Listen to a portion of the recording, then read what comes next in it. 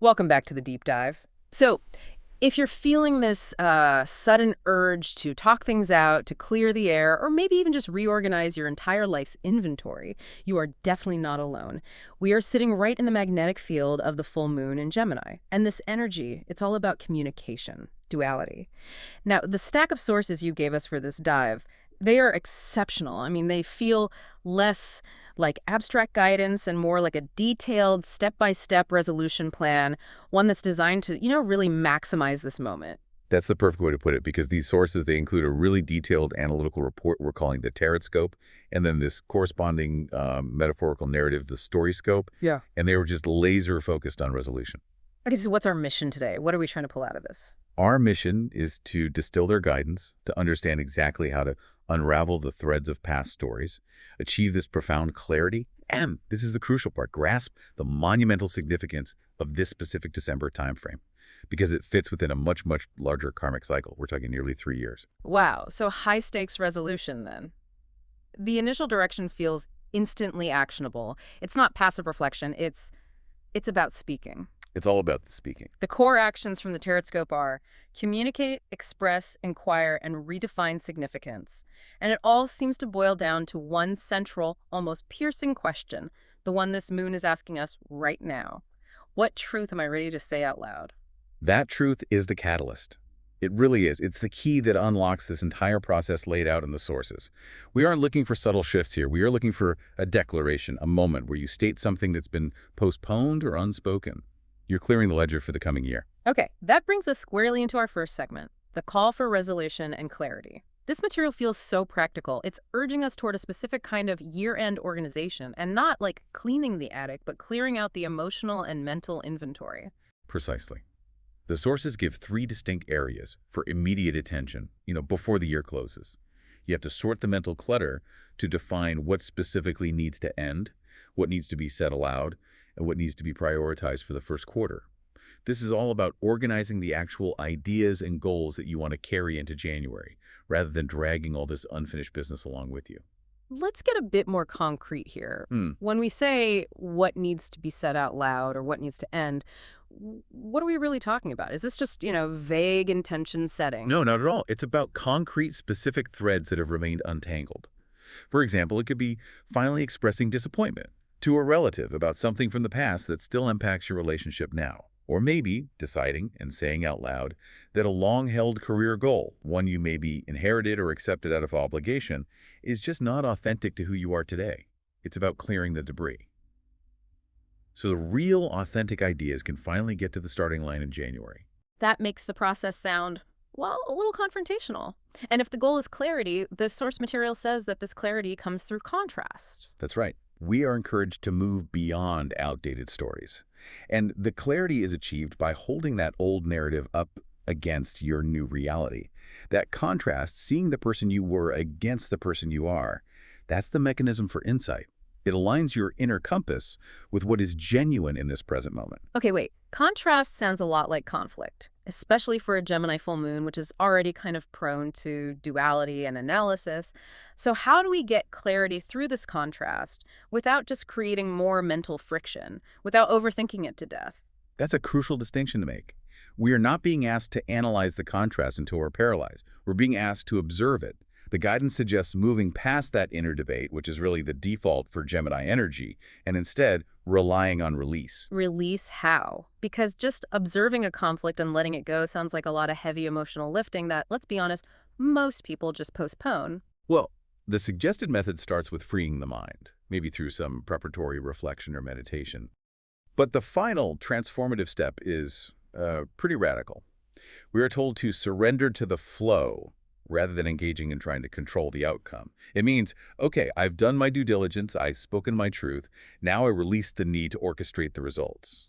That is the antidote to mental overanalysis. Surrendering to the flow. That really is the ultimate test for an overthinking mind.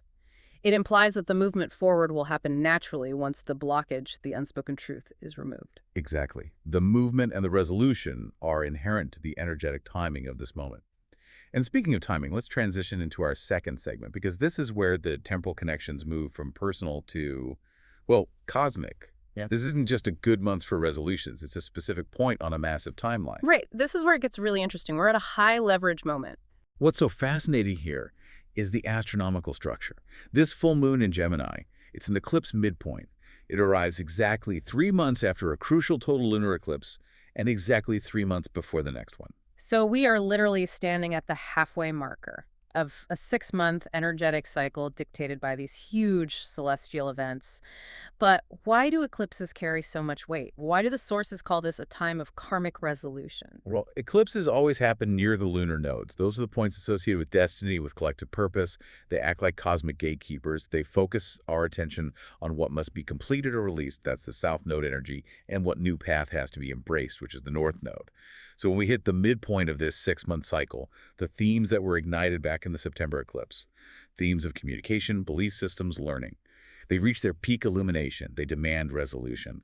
The sources confirm this carries specific karmic themes of resolution and completion. So the clarity we find now isn't random. It's necessary for our evolution. So if we connect this to the bigger picture, achieving my own personal clarity in December is actually part of a larger evolving human narrative. That's massive. Let's map out that energetic tapestry for everyone listening, because the sources are super specific about the links. There are 3 time frames in this karmic arc. We have a very clear 3-part tapestry. It connects September, this December, and March of 2026. And this isn't just about feeling a vague connection. The sources state that the resolutions happening right now, in December, are meant to directly reference back to important issues, decisions, or events that happened during the first 2 weeks of September. Okay, so as you're processing this, you should actively look back. Look at your journals, your emails, or just your memories from early September. What was the central tension or the new idea that came up then? Because that's what's being resolved now. Exactly. And the stakes are high, because the actions you take now in December, they are the foundation for what's coming. They are explicitly setting the stage for significant developments that will unfold at the end of February and the beginning of March 2026.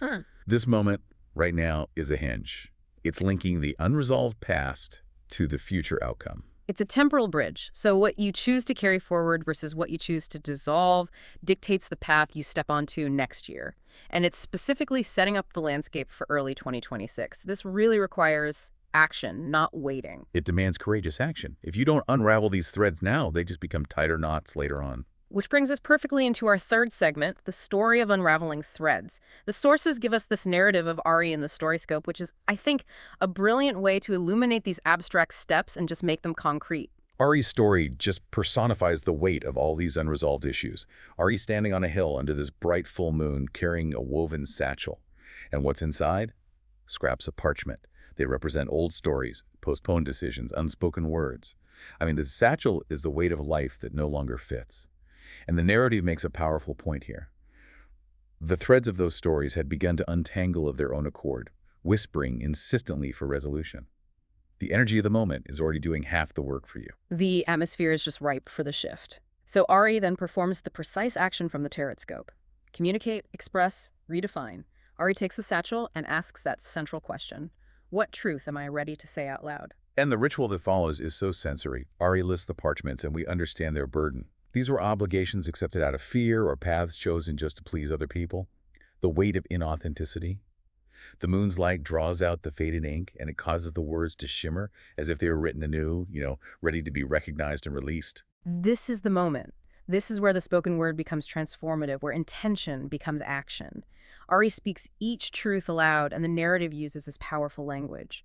Some truths are soft and sorrowful, but others are sharp.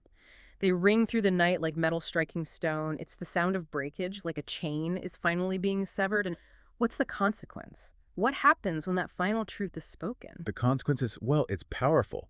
The parchments just dissolve. They turn instantly into fine silver dust. This dust rises, curling upward toward the moon, completing this alchemical act. It's the transformation of heavy emotional baggage into light upward energy. It's the physical manifestation of releasing the thread from the past. It paints such a clear picture. You don't just put the burden down, you actually transform it. And here's where the StoryScope connects directly back to that timeline from segment 2.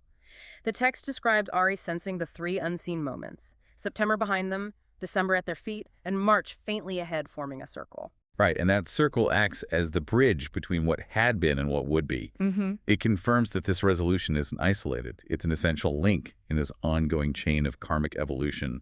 The process of speaking the truth connects all 3 points.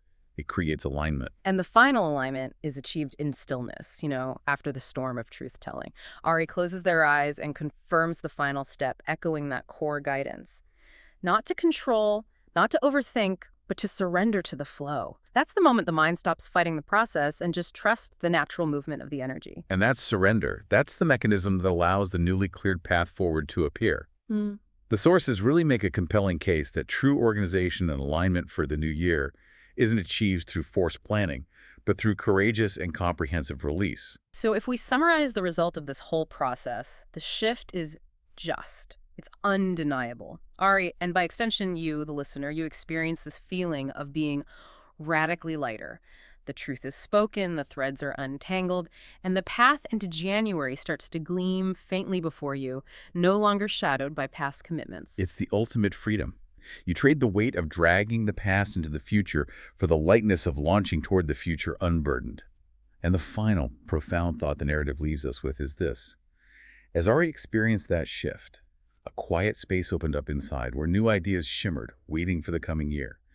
They did not need to organize them yet. And that is the gift of this resolution. The goal isn't immediate, stressful planning for January 1st. The goal is creating the expansive, quiet space for the most authentic ideas to finally emerge. The silence holds the promise. You don't need a 5-year plan. You just need the freedom for the right ideas to exist and to shimmer. This really raises an important question for you to carry forward as you finish your own resolution process. Now that you've identified what outdated burdens need to dissolve into that silver dust, what new, unorganized ideas are just beginning to shimmer in the quiet space you've created? What are you now able to step toward without hesitation, knowing the path is clear? Identify the clutter. Speak the truth that needs to be heard. And just watch the future gleam faintly ahead. That is the perfect energy to take into the new year. Thank you so much for sharing these incredibly insightful and powerful sources for this deep dive. We'll catch you next time.